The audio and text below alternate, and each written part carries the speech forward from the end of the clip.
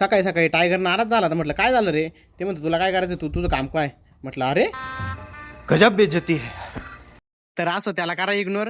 इकडे ना तर गवत आणायला जायचं होतं, कारण नाही ना गायचं गवत पण संपलं तर. आणि म्हटलं आता काय वेळ आहे तर गवत कापून आणू. इकडे जाता जाता धरण लागत, काही विषय नाही बरं का, धरणाचा आनंद घेऊन टाका. इकडे गवताच्या ठिकाणी पोहोचलो होतो. म्हटलं आता टाइमपास न करता गवत कापायला लगेच बिलगू बरं का. काढला डिकीतून येळा आणि लगेच बिल लागलो. म्हटलं टाइमपास करून चालणार नाही, जर पाऊस जर आला ना परत धाव पळवायची. पावसानं लय सळवलंय, जसा जसा मे पासून चालू आहे. पार बागाच्या काड्या नाही झाल्या, काय नाही, वलांडे पार सडून गेले. काय करणार, निसर्ग आहे, निसर्गा पुढे आपल्याला झुकावं लागत. चला काही विषय नाही, आम्ही घेतो गवत कापून. तोपर्यंत तुम्ही व्हिडिओ लाईक करेल नसेल लाईक करून घ्या आणि सुंदर अशी कमेंट तर करून टाका बरं का. गवताचं वज बांधलं, म्हटलं आता हे कोण उचलेल, उचलायला लय नाके येणार आहे, उचलावं तर लागलच. म्हटलं गवत गाडीवर टाकलं, म्हटलं टाइमपास न करता निघा घराकडे आलो.